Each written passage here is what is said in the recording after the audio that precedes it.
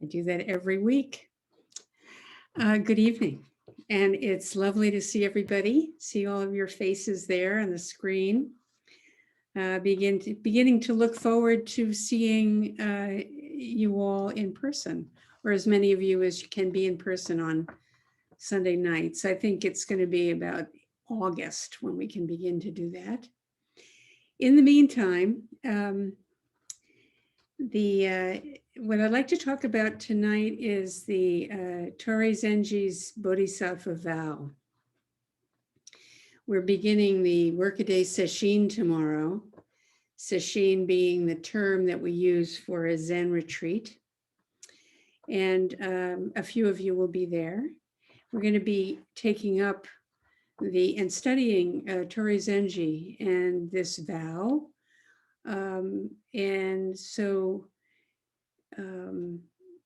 So I thought I would begin by kind of orienting everybody to Torei Zenji just a bit. So often people take up meditation practice to help relax and be less anxious. This is self-care. It's really sound self-care, considering how complicated and challenging our daily life is, and how bad for our health stress is. It gets in the way of digestion, gets in the way of laughing, gets in the way of sleeping well. So meditation is a really wonderful low-tech approach to good health. Our lives are complicated by the almost infinite choices we have. We think this is a wonderful thing to have so many choices.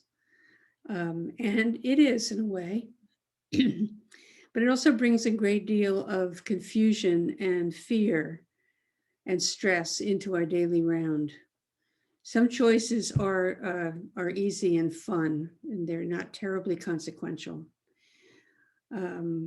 But others involving relationships, public policy, financial consequences, health decisions can be fraught. And we approach these choices in ways that can create and reinforce suffering and dissatisfaction and restlessness and remorse and confusion. And this is what comes along with choosing according to preferences. So choice according to preference has its drawbacks. Now, Buddhist practice takes us beyond preferences and grounds us in vow. Vow roots us deeply in what is most essential, beyond liking and not liking, beyond self-cherishing and self-aggrandizement, and beyond just the small self of getting and holding for our small world. Vow takes us beyond the delusion of permanence and the separate self, and acknowledges the larger life that we're all part of. A vow is big, and we do our best and come back to it. A vow very often is not immediately, we can't understand how we can possibly live the vow. The 4 great Bodhisattva vows, beings are numberless. I vow to free them. What does that mean? As an example. So we just do our best. And when we forget, when we fall short, it's not a problem. This is part of the living by vow. It's not a problem. It's not another problem to have. There's no problem when it comes to vow. It's a constant and compassionate guide, allowing us our struggle according to our habits, lighting them up for us when we get and help us get clear about and be able to work with them, to be able to work with our habits, to be able to work with our karma. Vow makes our life much more workable. And it's always here. Vow is always with us. waiting to help sort out our confusion and our motivation. We can always refer to vow. So we take up the Bodhisattva vow in our tradition. This is a vow that demands mindfulness, but it also takes us beyond mindfulness to full awakening. Our practice is not just about mindfulness, although mindfulness is an important part. But this vow is a way in to realize and manifest what we most deeply long for, to touch and to live from our largest life and our universal vitality, which cannot always feel like we have access to. And it does this by putting front and center the determination to be awake for the sake not only of ourselves and our own well-being, but also for the well-being of all beings, to awaken to our true nature, which includes all of life. This is the Bodhisattva vow. We live with a practice that aligns our intentions with the workings of cause and effect, to help us live deeply and honestly and truly. The Bodhisattva vow helps us to clarify our choices, to see what is a choice and what is not a choice. In a certain way, we've made a commitment to the choice to be awake. So that's one we don't have to keep deciding about. And this vow shows us how to steer the ship of ourself in this sea of infinite choices. So much is beyond our control. Even what comes up in the mind and our bodies is beyond our control to a great extent. Our thoughts, to a certain extent, are beyond our control. They just arise. That's one thing we notice when we're doing Zazen. Up it pops. There it is. Where'd that come from? And we have a choice. Am I going to follow that thought, or am I going to stay with presence? So this is one example of how a vow steers us always. The mind of thoughts and feelings and opinions can be awash. And sometimes we feel so optimistic, and at other times we feel that something is so deeply wrong with ourself or our life. This is thoughts, and feelings follow thoughts.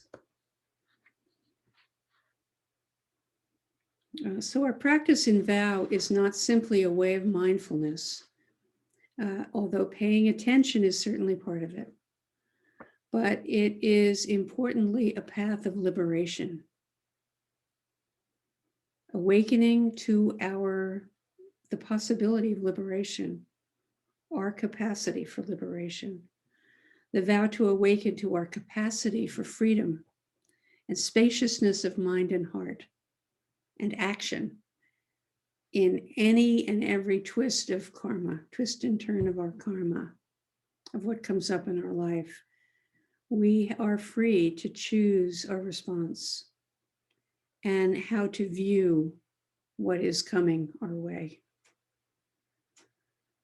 Once we receive and maintain the vow and live with it as our guide, the vow always is there for us. When we forget, we get really caught up again, as we will. And the vow helps us realize and reckon with our momentary point of view when it really clamps down and gets very small, or our immediate attitude towards whatever's going on.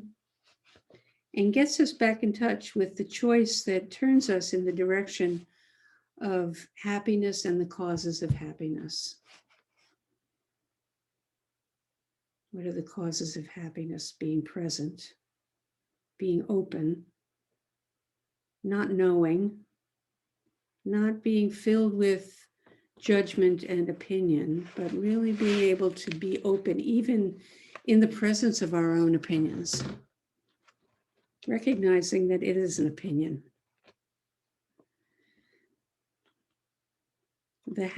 Our vow helps us remember this possibility. It's a sacred trust that goes beyond the sacred and the ordinary. It's a very ordinary thing to live day by day by vow. But it's also an extraordinary step to take and a change in how we are approaching our life when we take on the vow to be awake and responsive. So Torei Zenji's vow, Bodhisattva Vow, begins, disciples, when I humbly observe the true nature of things, all are the marvelous manifestation of the Tathagata's truth. Disciples, when I humbly observe the true nature of things, all are the marvelous manifestations of the Tathagata's truth. So let's start with the word, the meaning of Tathagata or Tathagata. Maybe some of you don't really know what that refers to. It's one who has realized the way of truth and has achieved supreme enlightenment. We could also go into saying, well, what do those words mean? Has fully realized the Buddha's teachings in their own life and has realized what the Buddha realized, what the Buddha referred to himself as the Tathagata. He didn't say I or me. When he was referring to himself as the Tathagata, he was sharing the essential view. It wasn't his small self, I used to be a prince, but now I'm Tathagata. He referred to himself as Tathagata, and this is the awakened mind, Buddha mind that is the most essential nature of all things, the mind of the present moment, marked by openness, impermanence, and awareness of interdependence, utter presence in speech and action. Tathagata also has a deeper meaning, not just realized in the way that we usually understand it. Oh, I realized that I forgot to pick up the laundry, or where we realize we realize that we've done the assignment, we've done the reading, and we can tell you what it was. So it's about knowledge. So realization goes beyond what I know,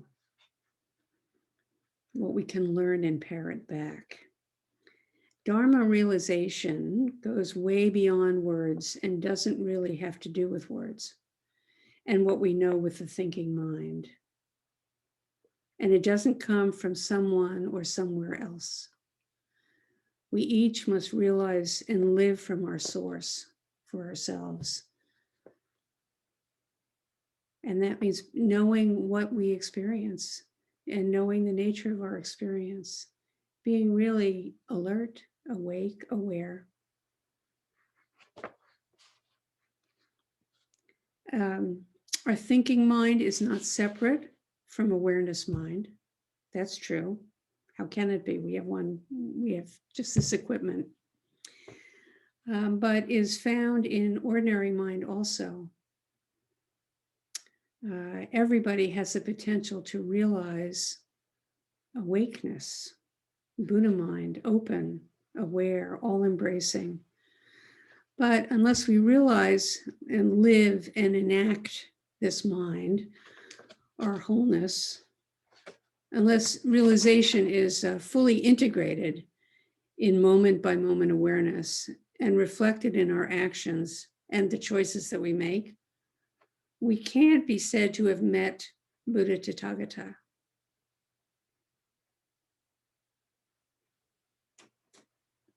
Bodhidharma said, many know the way, few walk it. That's a really simple statement of what this teaching is about. We know it, but do we walk it? Do we walk the talk? We can if we really get it, if we really realize this. So Torei Zenji, in his discourse on the inexhaustible lamp, which we will be studying in much more detail this week, said, seeing just once into one's true nature is not enough. Dedicated effort and sustained determination are necessary until insight has become familiar and can be used freely. Insight must function. Realization must function. He continues, your heart may be wide and free when quietly by yourself, and your very body may feel spacious. And yet you tense up when meeting a crowd and experience a kind of coercion, which means loss of this freedom and spaciousness. This is because your training and practice are still insufficient.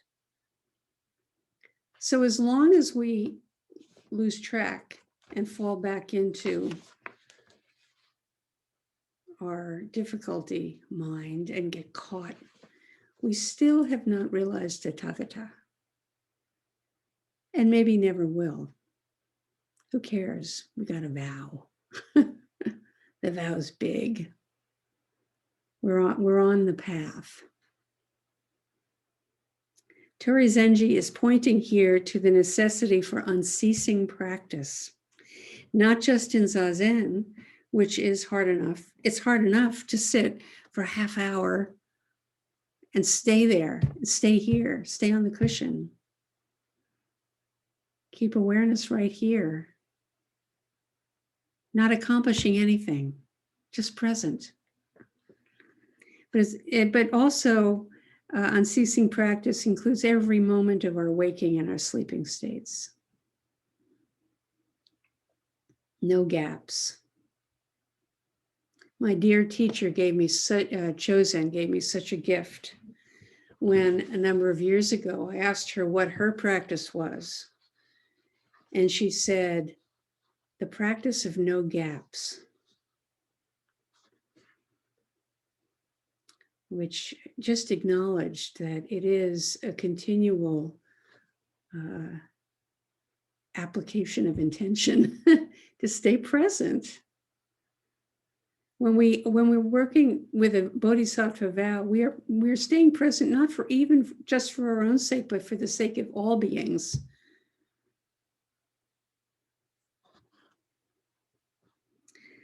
So this line, when I humbly observe the true nature of things, all are the marvelous manifestations of the Tathagata's truth. I noticed that he says, when I humbly observe. So that's reminding us how humbling this practice is when we start to see how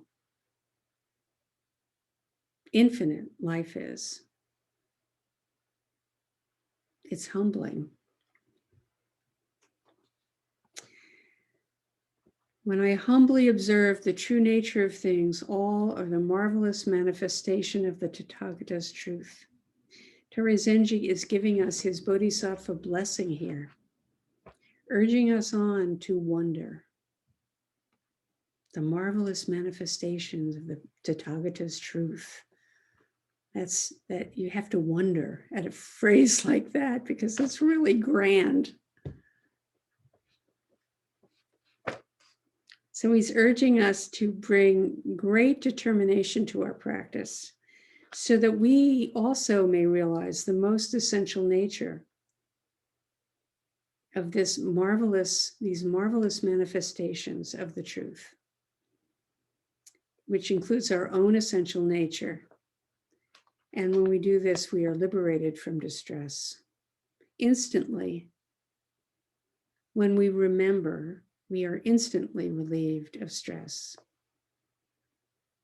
In Tibetan Buddhist practice, there are the 21 forms of Tara. And white Tara, I believe, is the characteristic of white Tara is immediate liberation, immediate help. And there's something about that. What happens when we remember this big vow to awaken, we are immediately relieved of the grabbing and holding pain, the pain of grabbing and holding. So realizing thoroughly enough the truth of the nature of life, that it resonates throughout our entire experience of being alive, really alive. So that's the significance of having experiences, either in waking up experiences, either in Zazen or just whenever they come along. We call it in Zen Kensho, where the mind opens and we have a big completely alive, nothing in the way. If even just a tiny hint of that, it immediately resonates through our whole system. Atom by atom, instant by instant. This is another line from the vow. Atom by atom, instant by instant, all are none other than this mysterious radiance. A phrase like mysterious radiance spurs us on to look even more carefully into our own perceptions. Ordinary life seems at first glance to doesn't seem at first glance to emit a mysterious radiance. Or it doesn't to me anyway. It's just ordinary. Sometimes it's quite ordinary and fairly flat. So what does this image mean? Mysterious radiance. This kind of language is a signal to not take our life for granted, not take this moment for granted, but to look more closely, to open up, to be affected by. Don't settle for first impressions. Don't settle for a very closed down approach. Not during the day, not during the night, not during Zazen, not during work or play. We can live along the shiny surfaces of experience without being deeply affected or aware of their mysterious radiance, which becomes so apparent when we are wholeheartedly engaged and infinitely open. I was thinking about that today when I was digging into this in my garden. It's an old construction site. So mixed in with the clay is a lot of rock, and it's really dense and hard. And so to try to plant something, I have to break it all up, which means I really have to get involved with the soil, with a tool, and now with my hands. I found with my hands it was even better. And what I found in the soil was amazing. The variety of things that have laid their bodies down in the soil over time is incredible. All the way from, little plastic things that somehow made it their way there, to roots from whatever used to live there, to all kinds of rocks. And I don't know where the rocks came from, but there's a huge variety of mineral collection in that soil. And that, I thought, mysterious radiance, wow, this is just so vivid. So much life. And the worms, which are also quite remarkable. Some of them very small. some of them incredibly lush and big and fat. All of them in the midst of their life, right? In the midst, doing their work in the soil, living their life out in this little square foot of clay.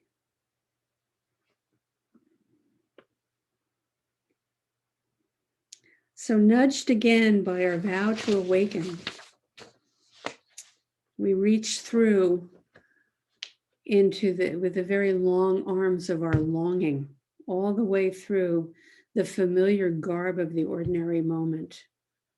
This moment, this is where the vow unfolds in this moment.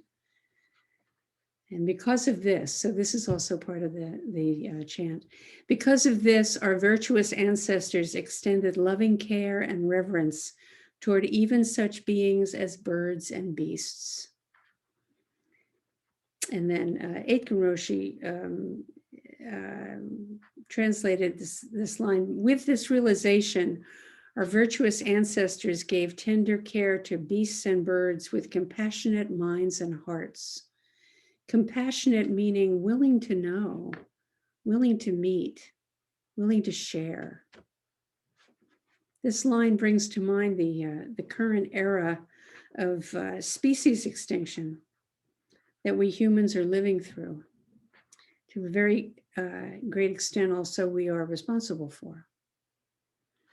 When Torei Zenji was alive, he lived from 1721 to 1792. So he died when he was 71. Younger than me, maybe the same age as some of you. There are many more species then that have since gone extinct. We're waking up now to the disastrous collective lack of living by the Bodhisattva Vow that has resulted in the extermination of countless humans, animals, birds, and plant populations. How can we be so careless? How can we be so careless? By living out of picking and choosing according to our preferences, to the exclusion of all beings. Ignorance of our true situation and the vast extent of our true life. That's how we got here. So the urgency of the Bodhisattva vow has never been more evident. We take on the vow as individuals, but now it becomes more and more vital to take on this life as a civilization. Would that it could be. But we can all live accordingly. Each of us must hold the vow with great spiritual force. There's even a word for spiritual force. In Sanskrit, it's bala. And it is used in all of the great religious traditions, spiritual force, wholeheartedness, great love, great determination. Bringing wholehearted intention and determined energy to upholding this vow with our lives. To become bodhisattva manifestations and employ skillful means to help emancipate us from the twisted karma we have produced over countless ages through our biased, self-centered views. This is another line from the vow. So may we all receive the blessings that Torei Zenji offered us in this vow by taking it up and practicing with it as our inspiration for how we live. Thank you so much for listening.